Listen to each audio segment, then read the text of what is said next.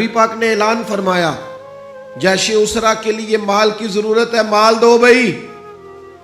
ایک دفعہ حضور نے اعلان کیا، عثمان کھڑے ہو گئے، عرض کرتے ہیں یا رسول اللہ 100 اونٹ بما سامان کے یا 100 گھوڑا بما سامان کے، بیٹھ گئے۔ پھر کریم نے اعلان کیا مال کی ضرورت ہے، عثمان پھر اٹھ کے کھڑے ہو گئے۔ یہ سیدنا عثمان غنی کا پیار ہے، پھر اٹھ کے کھڑے، حضور میرا 100 اور کر لیں، بیٹھ گئے۔ پھر اعلان کیا، حضرت عثمان سے رہا نہیں جا رہا، ادھر ادھر پلٹ کے دیکھتے ہیں، وہ اندر پانی لوڑ نہیں ہڑا نو رہ براندی۔ درویش کہتے ہیں تیرے اندر اگر عشق کا ہڑ آ جائے نا، ہڑ، وہ پھر کسی سے رستہ نہیں پوچھتا۔ کبھی سیلاب نے بھی رستہ پوچھا ہے کہ ادھر جاؤں کہ ادھر جاؤں؟ وہ تو ہڑ ہے، وہ کو رستہ پوچھتا ہے، وہ تو رستہ بناتا ہے۔ پھر کہا کچھ اور چاہیے، تو حضرت عثمان اٹھ کے کھڑے ہو گئے، کہا یا رسول اللہ عثمان جو حاضر ہے، اور شامل کر لے میرا حصہ۔ اور پھر اپنے پیسے لا کے سارے حضور کی مقدس گود میں ڈالے۔ یا رسول اللہ آپ کا ہی ہے سارا، حضور آپ کا ہی ہے۔ حدیبیہ میں محبوب آئے، 6 ہجری تھی، فرمایا عمرہ کریں گے، کفار نے کہا نہیں کرنے دیں گے۔ بات جب بڑھنے لگی تو سرکار نے حدیبیہ پہ قیام کیا، اور 1400 صحابہ میں سے اپنی نمائندگی کے لیے جب مکے والوں کے پاس بھیجنے کی باری آئی تو حضور نے سیدنا عثمان غنی کا انتخاب فرمایا۔ فرمایا عثمان جاؤ ان سے بات چیت کر۔ سمجھدار بڑے تھے نا، بردبار تھے، سیانے بندے تھے، حلیم الطبع۔ اور ویسے بھی ہر پھول کی اپنی خوشبو ہوتی ہے، ہر پھول کی، کسی کو خیبر میں بھیجا جاتا ہے تو کسی کو حدیبیہ میں بھیجا جاتا ہے، ہر پھول کی خوشبو اپنی اپنی۔ جائیے نا، حضرت عثمان تشریف لے گئے، بچھڑے ہوئے تھے بڑے زمانے کے۔ میں اور آپ صبح و شام دعائیں مانگتے ہیں، یا اللہ بیت اللہ شریف کی زیارت عطا کر، یا اللہ صفا مروہ کے پھیرے نصیب ہو، یا اللہ حجر اسود کی۔ کتنے لوگ تڑپتے ہیں، کتنی خواہش کرتے۔ اور جناب عثمان غنی کا تو پرانا پیار تھا حرم سے، وہ پیدا ہی اس علاقے میں، اور کتنے سال ہو گئے بچھڑے ہوئے۔ جیسے ہی گئے تو جا کے کہا ابو سفیان سے کہ ہم یہاں جنگ کرنے نہیں آئے، عمرہ کرنے آئے۔ سیدنا عثمان غنی سے ابو سفیان نے کہا یہ ذرا دیکھنا، یہ ذرا دیکھنا، یہ ہمارے بزرگوں نے عشق کہاں سے لیا ہے۔ حضرت عثمان غنی سے ابو سفیان کہنے لگے وہ سامنے بیت اللہ شریف ہے، طواف کرنا ہے تو کر لو، وہ صفا مروہ ہے آپ نے صحیح کرنی ہے تو کر لو، وہ حجر اسود ہے چومنا ہے تو چوم لو، وہ آب زمزم ہے پینا تو پی لو، لیکن ہم تمہارے نبی پاک کو نہیں یہ کرنے دیں گے۔ سامنے کعبہ ہے، سامنے حجر اسود ہے، سامنے مقام ابراہیم ہے، پر میں نماز پڑھا کہ تیں ول ویکھاں، میں نماز پڑھا کہ تیں ول ویکھاں، مینو کعبہ بھول گیا آئی، اب بھول گئیاں نہیں سب صوم صلاتاں، اکو یار دا فکر پہ آئی۔ حضرت عثمان کہنے لگے کعبے کا طواف اور محبوب کے بغیر، صفا مروہ کے چکر اور محبوب کے بغیر، نبی پاک کے بغیر؟ فرمایا نام ہی اسی محبوب کے ساتھ طواف کروں گا جس نے کعبے کا رستہ دکھایا ہے، انہی کے ساتھ صفا مروہ ہوگا جنہوں نے اس کا حسن بتایا ہے، جنہوں نے نماز پڑھا کہ میں تیں ول ویکھا مینو کعبہ بھول گیا آئی، اب ویکھنا بھول گئیاں نہیں سب صوم صلاتاں، ایک کو یار دا۔ پھر یہاں سے لیا ہے میرے امام نے، یہاں سے عقیدہ لیا ہے میرے امام نے کہ حاجیو آؤ شہنشاہ کا روضہ دیکھو، حاجیو آؤ شہنشاہ کا، حاجیو آؤ شہنشاہ کا روضہ دیکھو، اور تم کعبہ تو دیکھ چکے ہو، اب کعبے کا کعبہ دیکھو، اور غور سے سن تو رضا کعبے سے بھی آتی ہے صدا، غور سے سن تو رضا کعبے سے بھی آتی ہے صدا، میری آنکھوں سے میرے پیارے کا روضہ دیکھو۔ میرے نبی پاک علیہ الصلوۃ والسلام کے غلام نے کہا نام بھئی طواف اور حضور کے بغیر، طواف اور نبی پاک کے بغیر، نا نا نا، سوال ہی نہیں پیدا ہوتا۔ ادھر ایک شخص نے بول کے کہا حضور عثمان تو بڑی موج میں ہو گئے، ہم تو تڑپ گئے مکے کی یاد میں، عثمان تو بڑی موج میں طواف کرتے ہوں گے، صحیح کرتے ہوں گے۔ محبوب نے پلٹ کے دیکھا، فرمایا وہ میرا عثمان ہے۔ ہاں میں نے کہا ایک مقام، ایک یہ ہے کہ کوئی محبت کرے، اور ایک یہ کہ محبوب کی نظر میں فرمایا وہ میرا عثمان ہے، میرے بغیر اور طواف، میرے بغیر اور طواف، یہ کیسے ممکن ہے؟ سوال ہی نہیں پیدا ہوتا۔ سیدنا عثمان غنی، خبر پھیل گئی کہ حضرت عثمان غنی کو شہید کر دیا گیا ہے۔ انہوں نے حضرت عثمان کو روک لیا تھا، بٹھا لیا تھا، یہاں خبر پھیل گئی جناب عثمان کو شہید کر دیا گیا۔ عثمان، میں قربان رستوں سے جہاں تھے آپ گزرا کرتے تھے، میرے محبوب نے فرمایا آؤ بھائی سارے میرے ہاتھ پر بیعت کرو، میرے ہاتھ پر بیعت کرو، موت کی بیعت کرو، ہم نے عثمان کے خون کا بدلہ لینا۔ محبوب کا جوش و خروش، صحابہ بیعت کر رہے ہیں کس بات پر؟ حضرت عثمان کے بدلے پر۔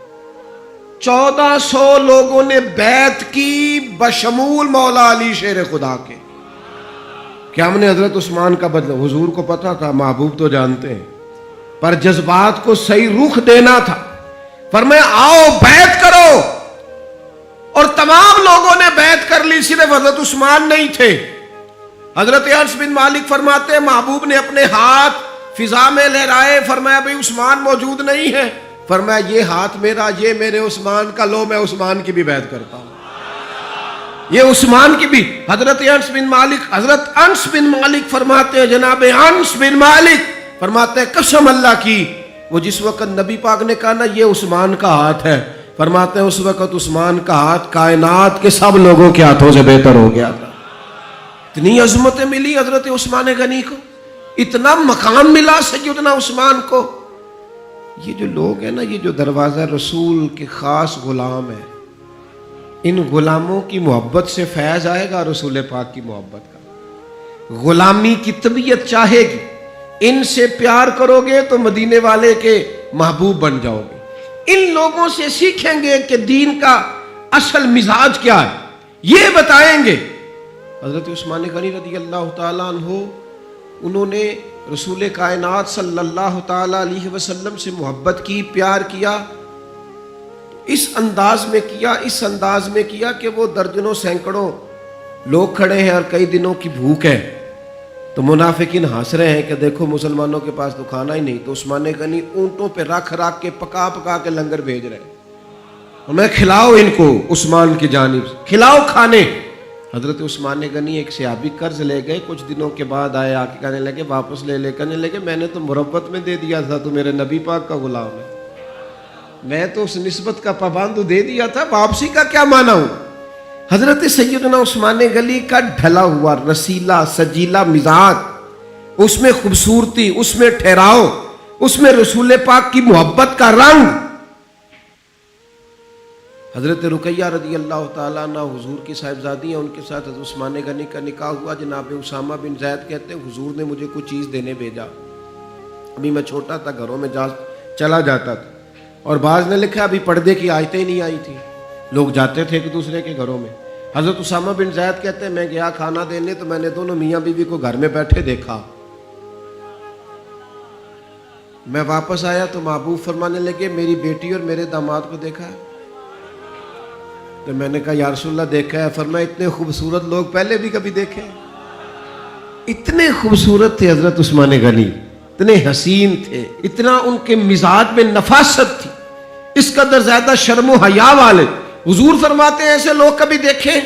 میرے دوستوں، ان لوگوں سے پیار کرنا، ان سے محبت کرنا، ان کے ناموں پر اپنی اولادوں کے نام رکھنا، ان کی غلامی کا ذکر اپنی طبیعتوں میں پیدا کرنا، اور پھر نبی پاک صلی اللہ تعالیٰ علیہ وآلہ وسلم نا ان کا ذکر کرتے تو مختلف انداز میں، مختلف زاویوں سے۔ محبوب ایک باغ میں بیٹھے، یہ بھی ذرا دیکھنا، کبھی من موج میں ہوتا ہے اور تن شوق میں ہوتا ہے، کبھی کیفیات اور ہوتی ہیں، کبھی وہ ایک مقام پہ کہا تھا نا میرے اوپر ایک ایسا وقت آتا ہے کہ میرے ساتھ میرا رب ہوتا ہے جو اس کی شان کے لائق۔ تو نبی پاک علیہ السلام پر گویا وہ جو حضور فرماتے ہیں نا میرے ساتھ ایک ایسا وقت آتا ہے جب میرے ساتھ میرا کریم مالک کرم نوازی فرماتا ہے، وہی آتی ہے یا کلام کرتا ہے۔ تو محبوب پاک صلی اللہ تعالی وسلم تشریف فرمائے ہیں. جناب ابو موسیٰ اشعری رضی اللہ تعالیٰ عنہ فرماتے ایک باغ میں حضور بیٹھے تھے تو میری حضور نے ڈیوٹی لگائی باہر دروازے پر. فرماتے ہیں باہر کوئی آیا اس باغ کے دروازے پر تو حضور فرمانے لگے جو دروازے پہ آیا اسے اجازت بھی دے دو اور جنت کی بشارت بھی دے دو. ظاہراً تو حضرت ابو موسیٰ اشعری نے بھی بندہ نہیں دیکھا کون آیا ہے, وہ سامنے تو آیا ہی نہیں, لیکن حضور نے اندر بیٹھے بیٹھے ہی اندر بیٹھے بیٹھے ہی محبوب فرمانے لگے وہ جو آیا ہے نا, کیونکہ حضور تو مالک ہے نا جنت کے. میرے امام فرماتے تجھ سے اور جنت سے کیا مطلب, منکر دور ہو, ہم رسول اللہ کے, جنت رسول اللہ کی.